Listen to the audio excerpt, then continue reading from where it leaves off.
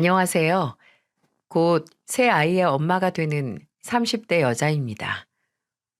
어렸을 때부터 부모님에게 너도 부모 되면 안다는 얘기를 귀에 딱지가 않게 들으면서 자라잖아요. 확실히 저도 부모가 된 다음에서야 예전에 저희 부모님이 제게 왜 그러셨는지, 뭐 때문에 그러셨는지 이해가 되는 게 참 많았고요. 첫애를 낳았을 때는 그냥 많은 거 안 바라고 건강하게 자라주었으면 좋겠고, 또 나중에 크면 저와 세상에 둘도 없는 친구처럼 같이 놀러 다니고 힘든 일도 같이 이겨낼 수 있었으면 좋겠다는 생각만 했어요. 근데 둘째를 낳고 나서는 혹시 내 배에 10달 동안 품고 내 살과 피를 나눠준 이 아이가 나중에 자라서 내 눈에 피눈물을 나게 할 행동이나 말을 하지 않을까 하는 걱정을 하게 됐습니다. 왜 굳이 벌써 그렇게 지레 겁먹고 부정적인 생각을 하냐고요? 그럴 수밖에 없는 게 몇 년 동안 배 아파 낳고 기른 자식들이 부모 등쳐먹으려고 연극을 해온 걸 너무나 가까운 곳에서 목격을 했거든요. 여러분 부모님껜 특별한 러브 스토리가 혹시 있으신가요? 저희 부모님에겐 남들에게 자랑할 만한 이야기는 없었어요. 물론 두 분이 사이가 안 좋으신 건 아니었지만 만남이 좀 평범했다고 할까요? 결혼 정년기 전에 지인의 소개를 받아서 적당할 때 물 흐르듯이 결혼을 하셨죠. 금슬은 좋으셨지만 뭔가 우리 부모님은 이렇게 만났다 하고 남들에게 이야기할 거리는 없었네요. 근데 제가 결혼하고 시부모님이 생기면서 우리 시부모님은 이렇게 만나셨다 하고 말할 만한 이야기를 듣게 됐어요. 제 남편은 공무원인데 키가 평균보다 좀 큰 것 빼고는 생김새도 수수하고 평범하고 성격도 어디 모난 곳이 없는 사람이에요. 그런 무던한 점이 제가 그 사람을 만나 결혼을 결심한 이유이기도 했고요. 근데 그런 평범하기 그지없는 남편의 부모님께서 가락시장 밑바닥에서부터 올라와 자수성가한 자산가라는 말을 들었을 때 놀랄 수밖에 없었죠. 왜냐하면 남편에게는 흔히 말하는 돈 냄새가 안 났거든요. 좋게 말하면 집안에 돈이 있다는 걸 구태여 티를 내지 않는 검소한 사람이었던 거죠. 나중에 남편에게 들었을 때 남편이 그럴 수밖에 없는 이유가 있다는 걸 알게 됐어요. 이미 남편은 부모님의 재산에 대한 자식인 본인의 지분이 전혀 없다고 생각하고 있었습니다. 우리 부모님 정말 온갖 고생 다 하시면서 사셨거든. 나야 막내라서 우리 집 제일 힘들었을 때 기억이 거의 없긴 하지만 왜 머리 크고 나서 보면 우리 부모님의 나이가 한순간 이만큼이나 드셨구나 확인할 때가 있잖아. 몸이 많이 안 좋아지셨다던가 만성적으로 아프신 곳들이 느시거나 괜히 머리 새는 것만 봐도 생각이 많아지는데 내가 부모님이 그렇게 돈 벌어 오신 거에 무슨 도움이 된 게 있겠나 싶더라고. 아니 까놓고 말하면 오히려 방해만 됐겠지. 애 키우는데 돈이 한두 푼 들어? 그냥 나는 나 공무원 시험 그거 지원해 주신 것만으로도 나한테 물려주실 거 다 물려주셨다고 생각해. 남편이 원체 생각이 좀 많아요. 처음에 이 얘기를 들었을 때는 굳이 저렇게까지 깊게 생각을 하나. 물론 예전에 고생하신 건 부모님 두 분이지만 부모님께서 악착같이 일하신 건 어느 정도 자식들을 위해서도 있잖아요. 근데 남편은 어차피 부모님께서도 검소하시고 돈을 막 쓰시는 분들이 아니라서 본인도 마찬가지로 그 돈을 가볍게 생각하지 못하겠다고 하더라고요. 그리고 또 덧붙였던 말이 어차피 부모님 재산에 눈독 들일 수도 없다고 상대하고 싶지 않은 적이 너무 많다고 하더라고요. 남편은 이남 이녀 중 막내거든요. 아무래도 집안 막내다 보니 재산에 대한 미련이 별로 없나 보다. 누나랑 형들에게 많이 치여서 살았나 보다. 라는 단순한 생각을 했던 기억이 나요. 저는 남편처럼 뭐 부모님에게 대단하게 물려받을 재산도 없고 또 남편과 정반대로 여동생, 남동생 한 명씩 있는 장녀거든요. 아마 그래서 결혼 전에는 남편의 입장을 잘 이해하지 못했을 거예요. 근데 결혼하고 나서 시간이 지날수록 남편이 그때 왜 그런 말을 했었는지 마치 미리 예언을 들은 것처럼 선명해지기 시작했어요. 아까 제가 시부모님께서 특별한 러브 스토리를 가지고 계시다고 했잖아요. 특별한 만큼 그래서 시부모님 두 분 다 본인들의 만남에 대한 자부심이 있으셨어요. 얼마나 자부심이 있으셨냐면 제가 결혼 전 인사드리러 갔을 때 저나 남편에 대한 이야기보다는 결혼식 준비에 대한 얘기만 딱 하시고 나서 바로 시아버지께서 두 분이 어떻게 만나셨는지, 어떻게 연애하고 어떻게 결혼까지 하게 되셨는지 마치 구연동화 이야기해 주듯이 이야기해 주셨죠. 지금은 이렇게 바싹 쪼그라들었는데 그때는 아주 선녀가 따로 없었어. 이 사람이 내가 야간 청소하러 가는 방직 공장의 방장이었거든. 아이고, 누가 들으면 나만 늙은 줄 알겠네. 아유 참, 얘기 좀 끝까지 들어봐. 며느리한테 시어머니가 옛날에는 선녀 같았다고 이야기하잖아. 됐네요. 지우야, 네 시아버지가 나 처음 만났을 때 얼마나 볼품 없었는지 아니? 바짝 말라서 얼굴이 이렇게 시커먼데 나는 청소하러 온 사람이 아니라 구걸하러 온 사람인 줄 알았잖니. 그래서 나 먹으려고 가지고 온 도시락이나 우유 이 사람한테 먹였어. 당장이라도 쓰러질 것 같은 사람이 공장 구석구석을 청소하는데 이러다 송장 치우는 게 아니겠나 싶더라고. 참나, 말은 그렇게 해도 그 우유랑 도시락 나한테 줘가지고 이렇게 자식 넷 낳고 살았던 거 아니야. 두 분은 티격태격 하시긴 하셨는데 서로가 너무 편하고 또 서로를 이해해서 나오는 말들이라는 걸 알 수 있었어요. 시어머니께서는 젊은 시절 방직 공장에서 일하셨는데 그 공장 청소를 하러 온 사람이 바로 저희 시아버지셨대요. 시아버지께서는 부모도 형제도 없는 고아셨는데 초등학생 때부터 안 해본 일이 없을 정도로 온갖 고생을 다 하셨다고 합니다. 우유 배달, 신문 배달, 중국집 음식 배달, 청소, 구두 닦기 등등 몸 하나만 가지고 할 수 있는 일이면 뭐든 하셨다고 하더라고요. 근데 시아버지께서는 그걸 고생이라고 말씀하지 않으셨어요. 남들은 생고생, 개고생이라고 할 시간들을 시아버지께서는 평생 절절하게 원하시던 걸 이룰 수 있었던 과정이라고 하셨습니다. 지우야, 이 인생에서 가장 중요한 게 가족이라 이거야. 내 편. 내가 무엇을 하든 든든하게 내 등 뒤를 지켜줄 내 편을 만드는 게 사람이 살아가면서 가장 중요한 재산이라 이거야. 근데 내가 태어날 때부터 그 재산이 없지 않았니? 돈이야 말할 것도 없고 그래서 내가 하루에 3개씩 4개씩 일을 하면서 버틸 수 있었던 게 나는 꼭 나중에 내 가족을 만들 거다. 이 생각 하나로 버텼다. 가족이란 게 어디 태어날 때부터만 가질 수 있는 건가? 나중에 내가 능력될 때 만들면 되는 거지. 그래서 네 시어머니 만나고 나서 결혼하고 자식도 많이 낳고 싶었고 또 그 자식들 다 고생 안 하고 건사할 수 있게 하루도 안 쉬고 일할 수 있던 거야. 어린 시절부터 갖지 못했던 가족을 만들고 싶다는 목표 하나만 보고 살아온 시아버지와 그런 시아버지에게 가족을 만들어준 시어머니. 두 분의 러브스토리는 시아버지께서 술만 들어가면 했던 이야기 또 하고 또 해도 지루한 게 아니라 오히려 지금까지도 계속 이야기할 정도로 늘 같은 감정으로 애틋하시다는 걸 알 수 있었어요. 돈을 버는 목적이 화려하고 사치스러운 인생이 아니셨던 만큼 검소하셨고 집도 몇 년 전 산 오래된 아파트가 전부셨어요. 리모델링도 다 자재 낭비, 돈 낭비, 심지어 환경오염 시킨다고 안 하시고 지금까지도 그곳에서 살고 계시죠. 또 자식들에게도 마냥 어렵게 이룬 재산을 펑펑 쓰시는 것도 아니었고요. 큰형님도 작은형님도 시숙님도 그리고 남편하고 저도 결혼할 때 큰 지원을 받지 않았거든요.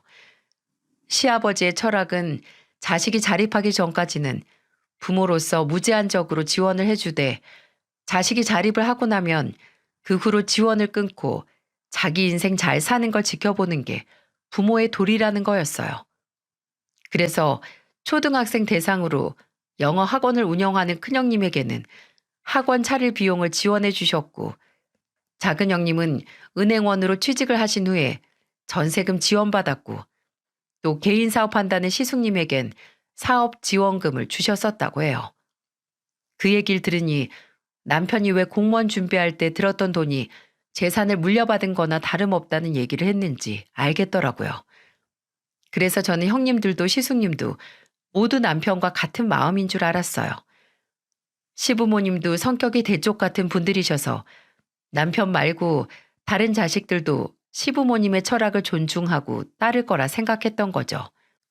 근데 그 다른 자식들은 속 안에 커다란 구렁이를 품고 있는 것처럼 이미 시부모님의 재산을 시간이 지나면 본인들이 마땅히 받아야 하고 또 받을 수 있는 돈이라고 생각을 하고 있더라고요.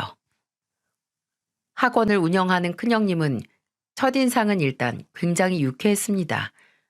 목소리도 크시고 아무래도 학원을 운영하다 보니까 사회성이 좋다고나 할까요? 뭐 솔직히 종종 말투가 어머, 올게 그것도 몰라? 라고 이렇게 좀 사람을 깔아보는 습관이 있었지만 처음에는 아, 이 사람 문제 있다 이런 생각은 못했어요. 남편이 말하길 큰 누나는 사람이 어쩔 때는 정이 떨어질 만큼 이기적이라고 했지만 이제 막 가족이 된 저는 왜 그런지 바로 알 수가 없었죠. 아니, 오히려 큰형님은 첫인상이 좋은 편이었어요. 시댁에서 마주치면 굉장히 시부모님께 치대면서 애교란 애교는 다 보여주는 살가운 딸이라고 생각했거든요. 아빠, 아빠 하면서 시아버지 곁에 꼭 붙어서 조잘조잘 떠드는 걸 보면 저하고 같은 장녀지만 참 다르다 싶었습니다. 제가 결혼하고 나서 얼마 안 됐을 때 시댁 식구들과 같이 외식을 할 자리가 있었는데 그때 아무래도 막내 며느리니까 제가 시아버지 옆에 앉게 됐거든요. 근데 갑자기 큰형님이 제게 그러시는 거예요. 올케, 내가 오늘 딱 하루만 봐주는 거야. 네? 뭐려? 원래 우리 아빠 옆자리는 내 지정석인데 올케가 가족된 지 얼마 안 됐으니까 오늘만 특별히 양보해준다고. 그때까지만 해도 애교가 과한 40대가 넘어서도 시아버지께 아빠는 자식들 중에 누가 제일 좋냐고 내가 제일 좋지? 라는 말을 달고 사는 장녀라고 생각을 했죠. 근데 시간이 지날수록 큰형님은 굉장히 계획적이고 야가 빠진 사람이었어요. 아니, 무서울 정도로 약은 사람이었죠.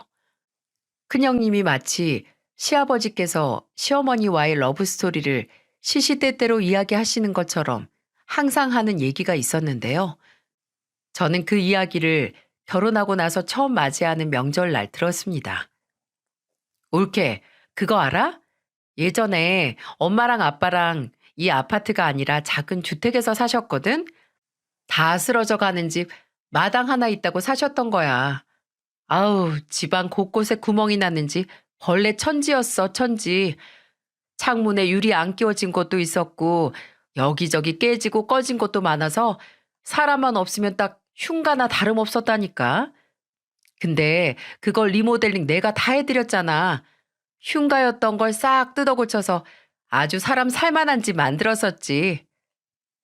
큰형님이 20대 중반 막 결혼하고 얼마 지나지 않았을 때라고 하더군요. 큰형님과 남편은 9살 터울이거든요. 그 당시엔 아직 시부모님께서 지금만큼의 자산을 키우기 전이었고 가락시장에서 막 장사를 시작하셔서 돈을 벌기 시작했을 때라고 하더라고요.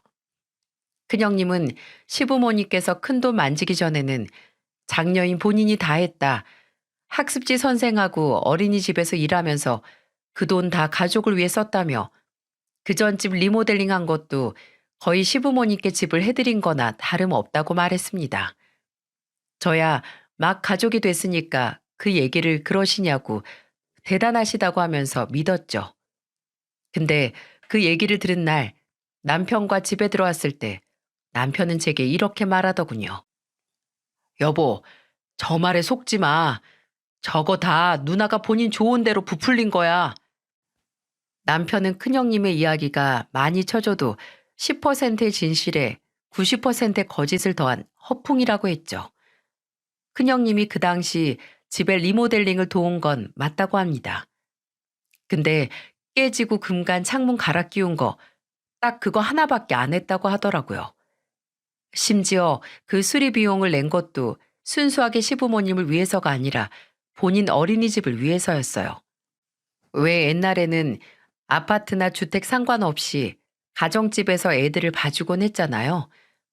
그때 큰형님은 학원이 아니라 학습지 교사를 하고 있었는데 본인 신혼집에서 어린이집을 하겠다고 했다고 해요.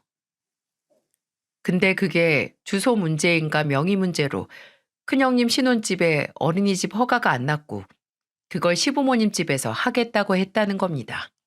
그래서 그 집을 본인 어린이집으로 쓰기 위해 수리를 한 거고 심지어 애들을 봐주는 것도 거진 시부모님에게 맡길 때가 많았다는 거예요. 하루 종일 시장에서 일하셨던 분들에게 도와달라고 죽는 소리 하면서 부려먹은 거나 다름없다고요. 시아버지께서는 그 당시 가지고 계시던 스타렉스인가 그 봉고차로 애들도 집에 데려다 주셨었대요. 남편은 그 당시 큰형님이 시부모님을 있는 대로 부려먹었던 기억이 다 나는데 이제 와서 마치 자기가 집안을 일으킨 것 마냥 구는 게 꼴보기 싫다고 누나 입에서 나오는 말을 거진 걸러들어야 한다고 매번 지 좋을 대로 살붙여서 말한다고 하더군요. 근데 큰형님은 왜 굳이 그렇게 부풀려서 말하시는 거야? 어차피 다른 가족들이 다 알 거 아니야. 큰형님 말이 다 사실이 아니라는 거. 왜겠어? 다 있는 생색 없는 생색 다 해놓고 나중에 부모님 재산 지분 요구하는 거겠지. 남편은 그렇게 큰형님이 사실도 아닌 일로 생색을 내고 다니는 게 모두 나중에 시부모님 재산을 분할받을 때 유리하게 하기 위해서 시아버지께 점수를 따서 돈을 받으려고 수를 쓴다는 겁니다. 확실히 큰형님은 종종 시부모님의 돈을 본인 돈처럼 여기긴 했어요. 시부모님이 뭔가 돈 쓰는 걸 두고 보질 못했거든요. 매번 시댁에 갈 때마다 큰형님은 뭐 하나 사오면서 저번에 이거 필요하신 것 같아서 사왔다고 이거 좋다고 해서 사왔다 했거든요. 뭐 딸이 부모님을 살뜰히 모시는 거라고 생각할 수 있지만 그러다가 시부모님이 돈을 쓴 걸 발견하면 아주 유난을 떨면서 내가 다 알아서 사다 드리는데 왜 돈을 쓰냐고 쓸데없는 돈 쓰지 말라 난리를 피웠거든요. 제가 아무리 생각해도 큰형님은 시부모님 돈을 본인 돈이라고 착각을 하고 있다고 확신을 했던 사건이 있었어요. 제가 결혼하고 나서 한 1년 반에서 2년 정도 지났을 때 시아버지께서 차를 바꾸셨거든요. 근데 그냥 국산 중형 세단이었어요. 시아버지 재력에 비해선 아주 검소한 소비를 하신 거죠.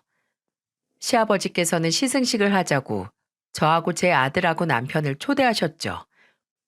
간단한 드라이브를 하고 며칠 뒤 큰형님에게 문자가 왔는데 뭐 시아버지 차 봤냐, 얼마 줬다고 하셨냐, 할부로 샀냐 등등 질문을 몇 가지 하시더라고요.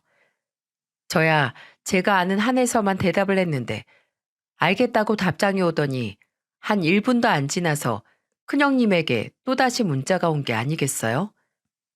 근데 그 문자 내용이 너무 충격적이었습니다. 노인네 왜 이제 와서 돈 쓰려고 용을 쓰지? 이러다 돈 쓰는 재미 알아서 흥청망청 쓰는 거 아닌가 몰라. 기겁을 했죠. 놀라서 그 문자 내용을 읽고 한동안 멍하니 있었습니다. 근데 얼마 안 지나서 바로 큰형님에게 전화가 오더라고요. 저 올케, 방금 그 문자 내가 잘못 보낸 거야. 희주한테 보낸다는 걸 내가 착각해서 그만. 그냥 모른 척해. 알았지? 일단 알겠다고 대답을 하긴 했습니다. 근데 아무리 생각을 해도 저 문자 내용에서 노인네는 차를 산 시아버지를 가리키는 것 같은데 왜 말을 저 따위로 하는지 이해가 안 갔어요. 본인도 저런 실수를 하고 나서 행여 제가 말하고 다닐까 조마조마했는지 그 후에 저만 보면 옳게 말 안 했지? 내가 진짜 실수한 거야. 라고 하고 또 본인이 사실 얼마 전에 아버지한테 돈을 좀 빌려달라 했는데 그거 거절당하고 화풀이 한 거라고 진심이 아니라고 변명을 하기도 했어요. 큰형님이 절박하게 나올 때마다 저는 알겠다고 그만 말해도 된다고 했지만 그 이후로 제게 큰형님은 시부모님의 돈은 지 돈으로 철석같이 믿는 사람이 됐어요. 그리고 작은 형님은 다행히 큰형님보다는 정상에 가까웠습니다. 아니, 큰형님하고 비교하면 작은 형님은 착하고 조용한 사람이었죠. 문제는 사람이 너무 줏대가 없고 그냥 큰형님의 꼭두각시나 다름없다는 거였어요. 앞에선 본인은 속보이는 자기 언니와 다르다고 하지만 실상은 그저 큰형님의 말에 휘둘리는 사람이었죠. 그래도 다른 자식들보다는 나았습니다. 사남매 중 가장 비상식적이고 사람이 어쩜 저러지 싶을 정도로 문제덩어리였던 건 단연코 시숙님이었죠. 시숙님은 그 당시 초등학생 아들이 있었어요. 시숙님 나이에 비해 애가 좀 어리다고 생각을 했었네요. 그냥 늦게 결혼했나 보다, 애를 늦게 낳았나 보다 생각을 하고 말았는데 웬걸? 일단 결혼을 한 것도 아니었어요. 아니 이걸 뭐라고 해야 할지. 결혼을 하긴 했는데 그 당시 같이 살면서 아들을 낳았던 여자와는 결혼을 한 게 아니었던 겁니다. 맞아요. 본처가 따로 있었다는 거죠. 이건 좀 남편에게 배신감이 들기도 하는데 제게 너무 창피하고 수치스러워서 먼저 말을 못했다고 하더군요. 무슨 이야기냐면 제가 결혼하기 전에 시숙님은 원래 결혼했던 아내와 사이에 딸 2명이 있었대요. 근데 대체 무슨 사고방식인지 딸밖에 없으면 아버지가 재산을 많이 안 물려줄 거라고, 자신에게 아들이 있으면 재산을 더 받을 거라고, 다른 여자와 바람이 나서 끝내 아들을 낳은 거라고 합니다. 믿어지시나요? 저는 처음에 차마 진짜라고 생각하고 싶지도 않았어요. 시숙님의 원래 아내는 바람 사실과 함께 바람 피우던 첩이나 다름없는 여자에게 애까지 생겼다는 얘기를 듣고 딸 2을 데리고 집을 나갔고 별거나 다름없는 생활을 했다고 해요. 인성 개차반난 시숙님은 첩이 아들을 임신한 걸 알고 바로 본처에게 이혼장을 날렸고요. 근데 누구 좋으라고 이걸 이혼해주나요? 본처는 계속 이혼 못해준다고 버텼고 그 바람에 제가 결혼하고 나서도 쭉 시숙님은 첩과 동거를 하면서 혼의 자식인 아들을 낳아서 살았던 거예요. 그걸 모르던 저는 그냥 결혼해서 사는 줄 알았던 거고요. 웃긴 건 그 사건으로 시숙님이 시부모님, 특히 시아버지 눈밖에 났다는 겁니다. 시아버지께 점수를 따기 위해 첩까지 만들어서 아들 본 인간이 오히려 그것 때문에 몇 년 동안 거의 자식 취급도 못 받았었대요. 근데 사람이 참 간사하고 야비한 게 시부모님이 아이에게는 차마 차갑게 대하지 못하는 걸 알고 그렇게 시댁에 잠깐 들를 때도 본인 아들을 꼭 끼고 왔었대요. 실제로 제가 가족이 된 후로도 시댁에 시숙님이 오면 항상 시숙님 아들이 함께 있었습니다. 애가 뭐 아프든 말든 일단 데리고 왔어요. 그렇게 힘들게 본 아들, 어떻게든 시부모님께 눈도장을 찍기 위해서인지 뭔지 그냥 자식을 이용하는 거죠. 이렇게 속내가 검디검은 인간들이 시부모님 앞에만 서면 아주 순한 양, 효자 효녀인 척하는 걸 보면서 속이 역할 때가 한두 번이 아니었어요. 결혼하고 나서 이제 저도 겪는 게 있고 보는 게 있고 듣는 게 있으니까 점점 집안 풍경이 눈에 익잖아요. 돌아가는 생태계를 이해했다고나 할까요? 그래서 시간이 갈수록 나도 저들의 검은 속이 빤히 보이는데 당연히 시부모님께서도 아실 거라고 그렇게 생각을 했어요. 근데 그렇다기엔 목적이 있어서 집에 찾아가는 자식들에게 그냥 잘해주셨거든요. 단 한 번도 왜 왔냐 또 왔냐 하신 적이 없었어요. 저라면 그렇게 뭐 하나 제대로 효도한 적도 없는 자식들이 눈에 빤히 보이는 알랑방귀나 끼면 정 떨어져서 오지 말라고 할 것 같았거든요. 그래서 시부모님을 보면서 아무리 고된 인생을 살아오시면서 보통 성격이 아니시라고 해도 자식에게 지는 부모님이라고 그렇게 생각을 했어요. 근데 전혀 예상치도 못하고 상상도 못한 계기로 인해서 그날 몇 년 동안 계속됐던 세 남매의 재산을 노린 쇼가 막을 내리게 됐어요. 생각해보면 그날이 있기 며칠 전부터 시아버지께서 좀 이상하셨어요. 제가 둘째를 시댁에 맡기기 위해 갔을 때 시아버지가 평소와 다르게 멍하시고 좀 뭐라고 해야 하지? 생각이 많아 보인다고 해야 할까요? 되게 속이 시끄러운 것처럼 인상을 찌푸리시다가 또 먼 산을 보시고 이러시는 거예요. 아버님, 무슨 일 있으세요? 혹시 속 불편하세요? 어, 아니, 별일도 없고 또 속도 괜찮다. 왜 그러냐?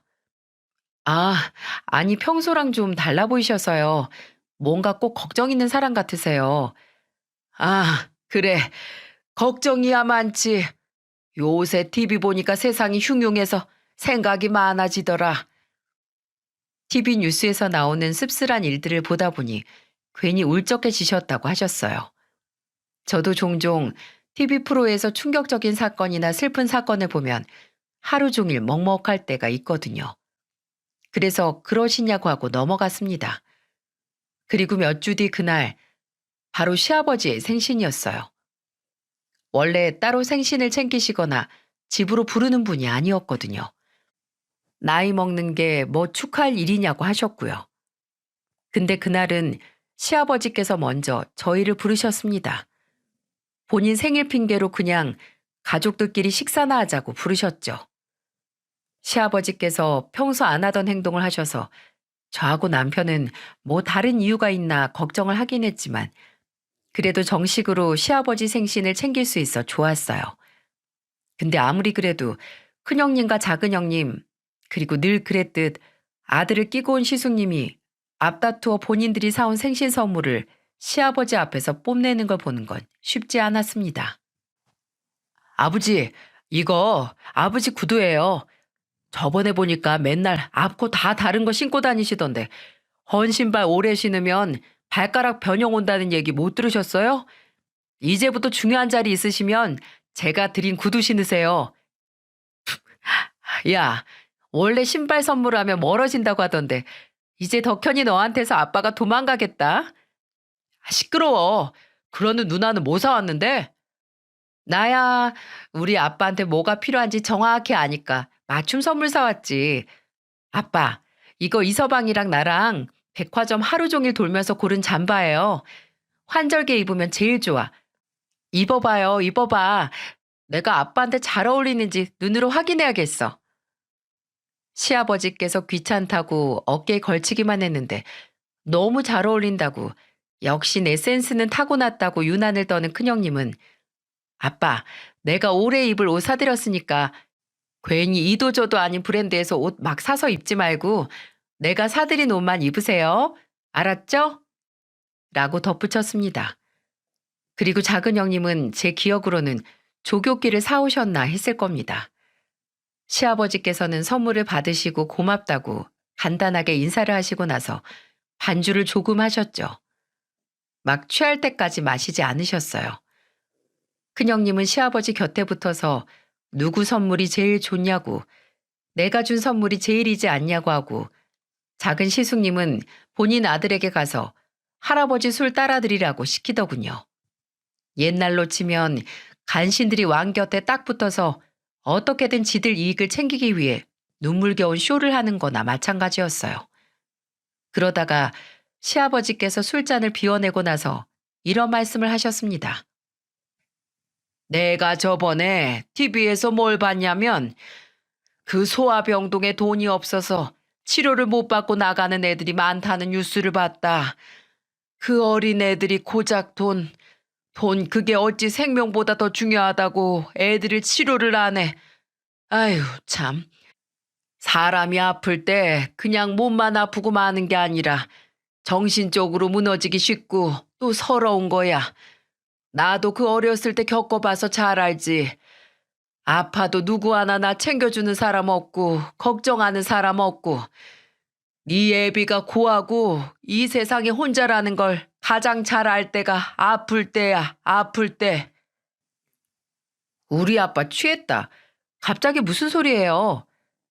너는 가만히 있어봐. 내 말은 세상에 그 어떤 어린아이도 내가 겪었던 아픔을 겪으면 안 돼. 고작 돈 때문에 그 고통을 참고 치료를 포기하면 안 된다. 이 말이야. 그래서 3일 전에 니들 엄마랑 병원 다녀왔다.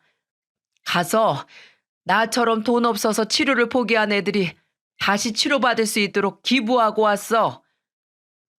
저는 몇 주 전 시댁에서 평소와는 다른 시아버지께서 TV에서 흉흉한 뉴스를 보고 심란해졌다고 하셨던 기억이 났어요. 그때 그 뉴스가 바로 소아병동에 대한 이야기였구나 싶더라고요. 근데 제가 그걸 기억하고 답들을 하기도 전에 형님들과 시숙님이 벌떡 일어나서 얼마를 했냐고, 왜 안 하던 짓을 하는 거냐고, 마치 발작을 하는 것처럼 바들바들 떨면서 소리를 질렀어요. 그걸 보고 있던 시아버지께서는 아주 태연한 얼굴로 대답을 하셨죠. 네 엄마랑 앞으로 최소한으로 먹고 살 돈 빼고 딱 30억 내 전 재산 주고 왔다. 이제 그 돈으로 치료 못 받던 애들이 도움을 받을 수 있으니 잘 됐지. 되긴 뭐가 돼요? 아니 아빠, 어떻게 그럴 수가 있어요? 아니 남의 집 자식 살리겠다고 우리를 버려요? 버리긴 뭘 버려. 강선주 너 입 안 다물어? 네 아버지하고 나도 오래 고민하다 내린 결정이야. 네가 왜 말을 못해 보태길? 아니 근데 왜 나나 누나들한테 말 안 하고 섣부르게 결정을 하냐고요. 우리 어머니 아버지 자식이에요. 그 정도 들을 권리 있다고요. 있기는 뭐가 있어 이놈아. 너 나한테 있던 게 돈 30억이 아니라 빚 30억이라고 했어도 이렇게 달라고 할 거야? 네가 가져갈 권리 있다고 할 거냐고. 아버지, 그건 경우가 다르죠. 누가 빚을... 맞아. 왜 갑자기 빚 얘기야? 뭐가 같다고. 아빠, 나 선미 때문에 어학연수 보내야 돼. 그거 아빠한테 부탁하려고 했는데 왜 갑자기 기부를 했다고 해요? 하나도 안 달러. 본질은 같은 문제야. 네 딸 어학연수든 여행이든 네가 알아서 보내. 내가 돈 벌면서 살라고 학원 차려줬잖아. 그럼 거기서 본 돈으로 보내야지. 또 이 늙은 애비 돈 훔쳐서 보내려고? 됐다. 일 없어. 니들이 무슨 말을 하든 이 애비 마음 달라질 일 없으니까. 이제 재산 남지 않은 아버지 보고 싶지 않은 놈들은 안 부를 테니 올 필요 없고, 만약 그래도 내 자식이라고 하면 찾아와도 된다. 시아버지께서는 그 어느 때보다도 진지하고 또 단호해 보이셨습니다. 시어머니께서도 마찬가지였고요. 시아버지의 일방적인 통보에 가까운 말을 듣고 눈이 휘가닥 뒤집힌 인간들이 그냥 알겠다고 순순히 물러서지 않았죠. 여러분, 혹시 기부한 금액을 도로 달라고 하는 사람을 본 적 있으신가요? 큰형님과 작은형님은 시아버지께서 기부를 했다는 병원까지 찾아가서 한바탕 소란을 피웠어요. 심지어 그 일을 창피한 줄 모르고 시댁에 가서 병원에서 기부한 사람을 안 알려준다고 시아버지께서 당장 가서 돈을 도로 받아오라고 난리를 피웠습니다. 원래 비공개 기부면 병원에서 신상 정보를 유출하지 않잖아요. 아무리 좋은 일이라고 해도 기부한 사람이 원치 않는다며 말이죠. 그래서 큰형님과 작은형님이 가서 여기 강은식이라는 사람이 기부하지 않았냐, 우리 아버지인데 그 기부금 돌려받으러 왔다고 난동을 부렸을 때 바로 경찰을 불러서 처리를 했겠죠. 큰형님은 저와 남편에게 시아버지를 단체로 고소를 하자고까지 했어요. 이거 권리 행사 방해죄로 아빠 당장 고소해야 돼. 노인네가 노망이 들어서 그 많은 돈을 기부를 해? 제정신이 아니지. 이거 고소해서 승소만 하면 내가 아버지 노망 났다고 병원에 쳐넣을 거야. 듣기만 해도 골이 울릴 정도로 창피한 큰형님의 말에 남편이 도저히 못 참고 화를 냈었죠. 권리는 무슨 권리? 우리 아버지 어머니 재산에 권리가 어딨어? 두 분이 모은 돈인데 우리가 뭐 하나 보탠 거 있어? 작작 좀 해, 작작 좀. 그 돈 누나 돈 아니야. 그거 아버지 어머니 돈이고 누나 권리 하나 없어. 그러니까 괜히 더 일 벌려서 돌아올 수 없는 강 건너지 말고 그만 좀 해. 진짜 노망 난 거 누나들이나 형이니까 내가 강제로 병원에 쳐넣기 전에 그만하라고. 정상적인 소리하는 건 남편뿐이었어요. 그런데 그거 아시나요? 비정상적인 소리하는 다수들 사이에서는 소수의 정상적인 소리가 오히려 비정상 소리가 된다는 걸. 형님들과 그 남편들, 시숙님과 그 첩이 다 같이 합세해서 뭐 고소를 한 해 만에 하고 남편에게는 너나 착한 척하라고 네 몫은 없다고 하면서 조롱하기까지 했습니다. 그리고 정말 하루가 멀다 하게 시댁으로 가서 시부모님을 못 살게 굴었어요. 시부모님께서 믿을 건 전 재산을 기부했다는 시부모님의 뜻을 존중하는 남편과 저뿐이니 저희에게 연락을 해서 도움을 요청하셨죠. 그날도 그랬습니다. 시어머니께서 한밤중에 전화를 하셔서 지금 시숙님이 술에 취해서 와서 위협한다고 하셨고 저희는 바로 시댁으로 달려갔어요.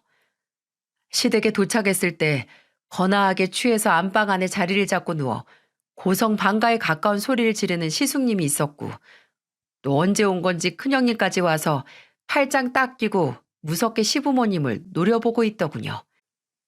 난 이대로 못 끝내. 돈이 없으면 이 집이라도 내놔요. 나 이 집이라도 팔아서 가져야겠어. 줄 돈 없으면 돈이라도 내놓으라고.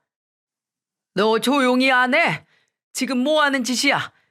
이 집을 왜 널 줘? 네가 이 집 샀어? 이게 네 집이야? 네 부모한테 뭘 맡겨놨길래 이런 추태를 보여, 이 불효막심한 놈아. 아빠 할 말 없어요. 덕현이 제가 왜 저러겠어? 우리가 아빠랑 엄마한테 느낀 배신감이 얼마나 큰데. 무슨 배신감? 내가 네 돈 가져다가 기부했냐? 내가 너한테 빚져서 기부를 했어? 네 엄마랑 뼈 빠지게 일해서 번 돈, 우리가 원하는 곳에 필요할 것 같은 곳에 주겠다는 걸 니들이 뭐라고 배신감을 느껴? 우리 아빠 자식이잖아요. 자식이면 뭐? 자식이면 빚쟁이 마냥 우리도 마음대로 할 수 있어? 자식이면 당연히 부모 재산 지들 재산인 것 마냥 생각해도 되냐고.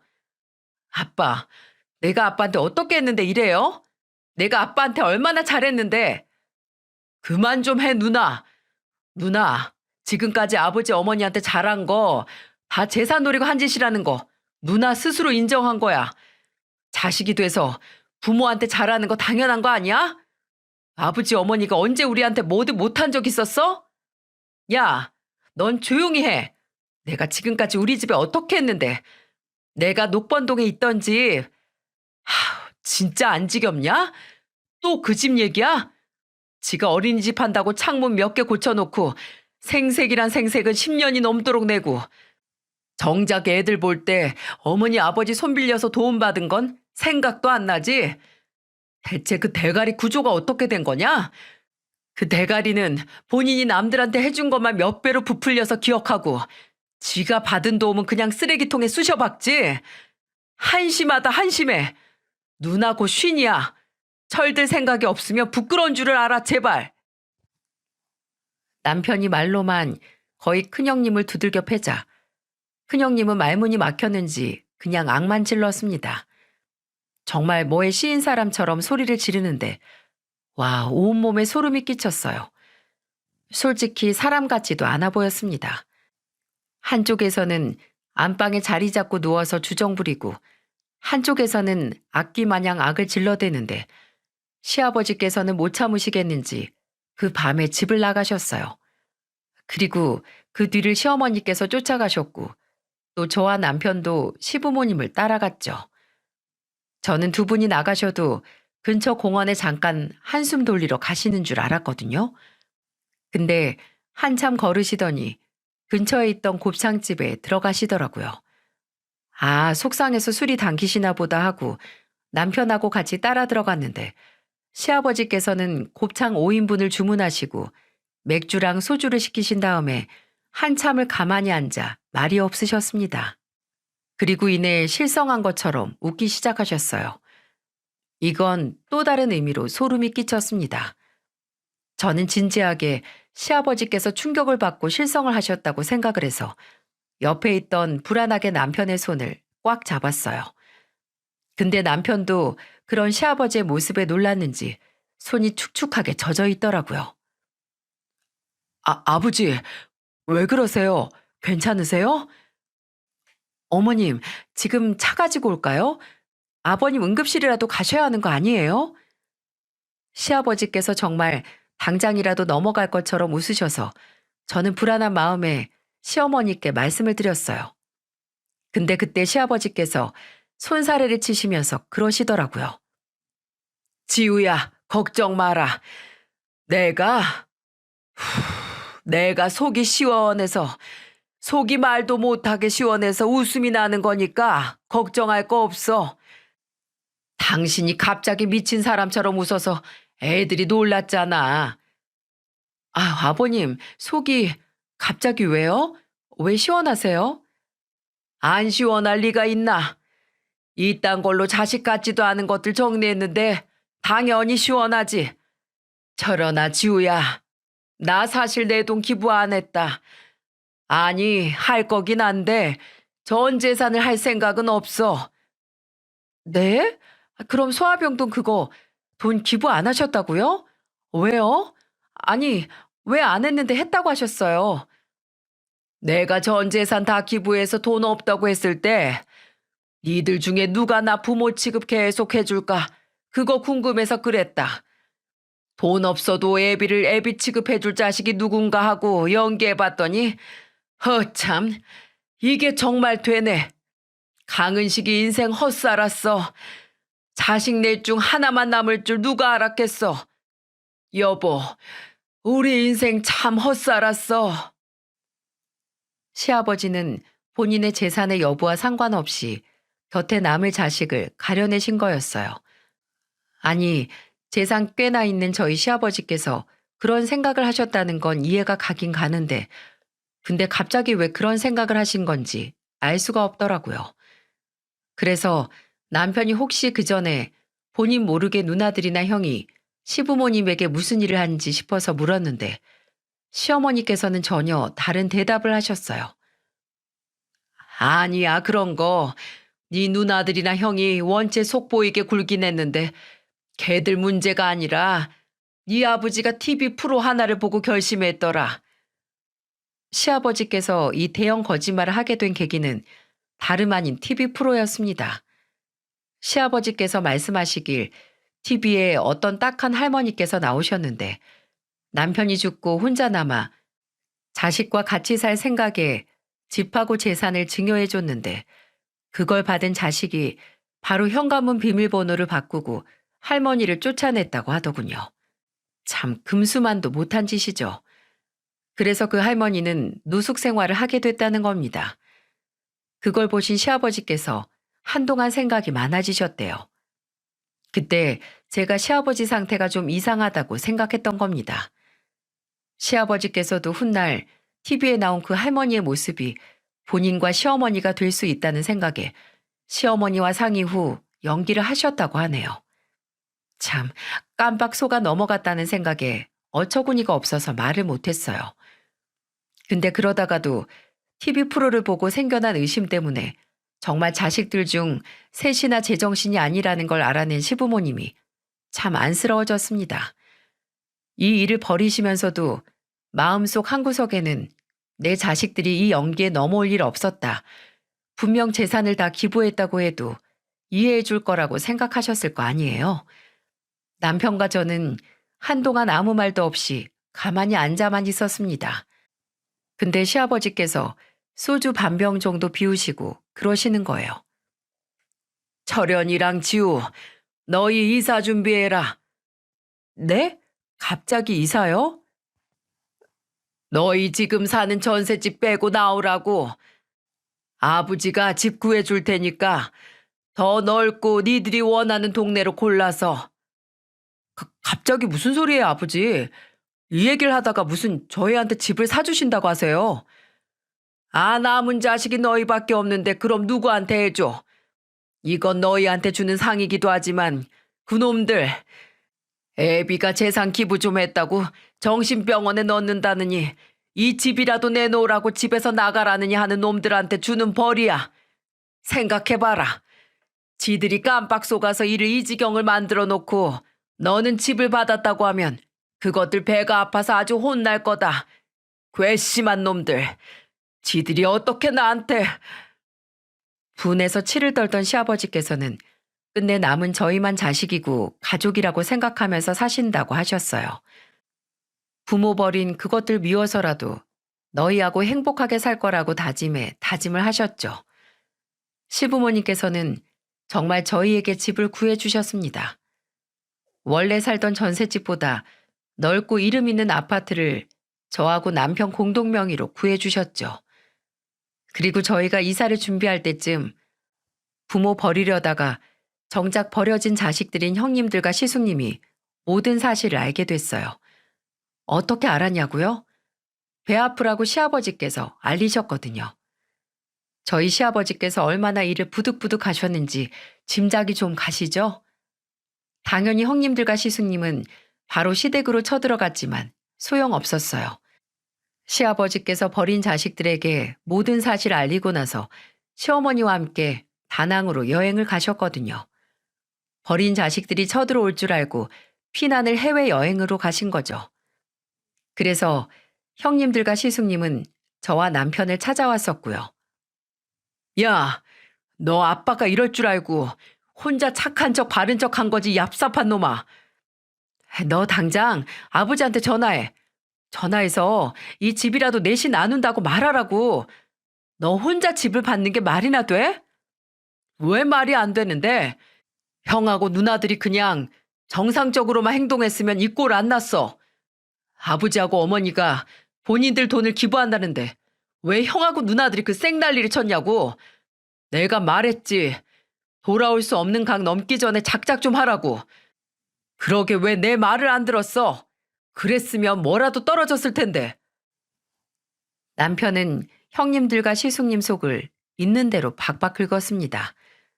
시부모님이 여행을 마치시고 들어오고 나서도 버린 자식들은 몇 번이고 두 분을 찾아가 죄송하다고 한 번만 봐달라고 싹싹 빌었지만 시부모님의 마음을 돌릴 수 없었죠.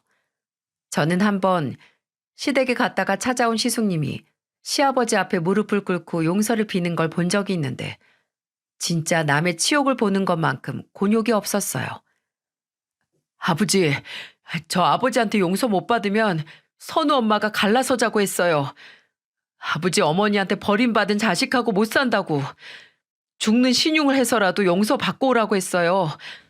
제발 저 좀 살려주세요. 네? 내가 뭐라고 널 살려주냐? 내가 이제 네 부모도 아닌데 안 그러냐? 아버지, 제발 제가 정말 용서만 해주시면 아버지 좋아하는 손주들 많이 낳아드릴게요. 축구팀 만들 수 있게 많이 낳아서 아버지 즐겁게 해드릴 테니까 제발 저 좀 용서해 주세요. 네? 야, 이 자식아, 네가 낳냐? 네가 애 낳아? 낳을 재주도 없는 놈이 무슨 축구팀이야, 축구팀은. 왜? 또 어디 나가서 선우 말고 혼의 자식 더 만들어 오게? 너는 그냥 그 생각부터가 잘못됐어.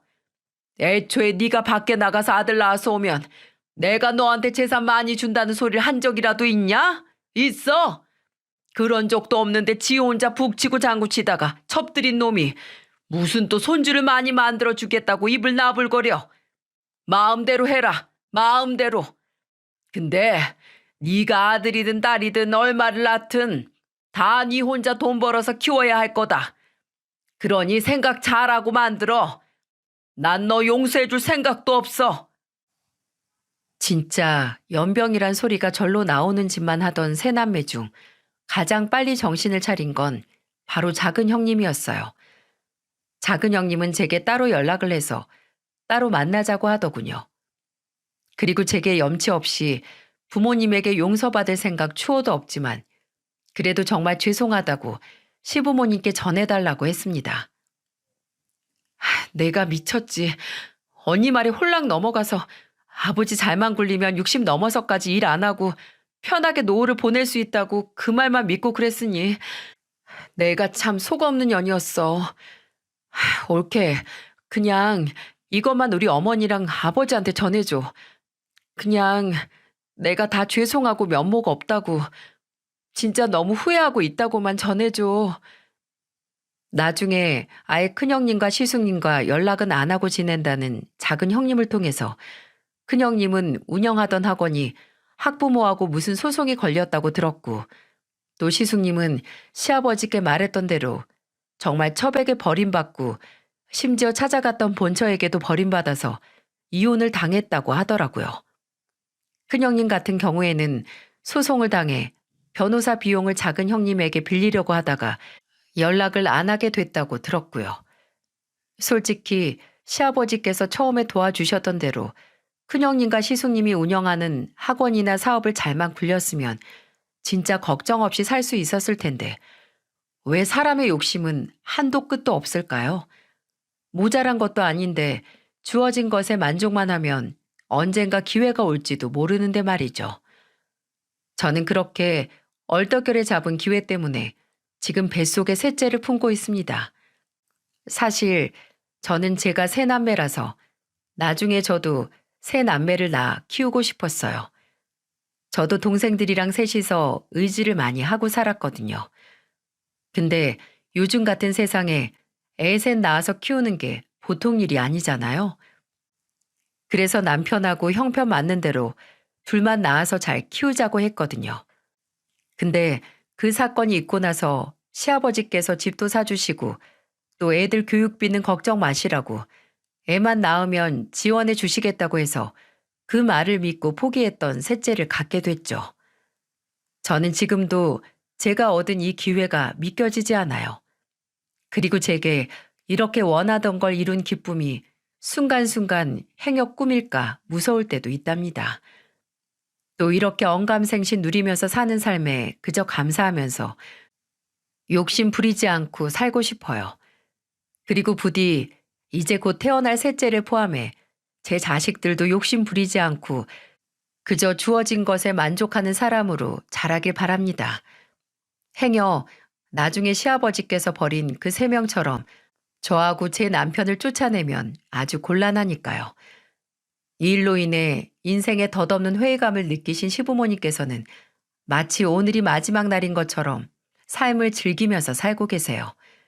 실제로 생각하셨던 소아병동에 5억이라는 거액을 기부하시기도 하셨고요. 시아버지께서는 왜 진작 이렇게 살지 않았을까? 그저 돈 모으는 재미만 알고 산 것 같다고 하셨는데 시어머니께서는 이제라도 알아서 다행이라고 인생은 길다고 대답하셨어요. 만든 말입니다. 여러분, 인생은 너무 길어요. 그리고 모든 순간이 후회 연속이기도 하죠. 그러니 후회하지 않게 후회할 일이 최대한 덜 일어나도록 한순간 한순간에 무게를 담아 소중한 사람들과 보내는 게 중요하다는 생각이 드네요. 이야기를 들어주셔서 감사합니다. 오늘이 마지막인 것처럼 여러분의 하루를 소중하게 보내시길 바랍니다.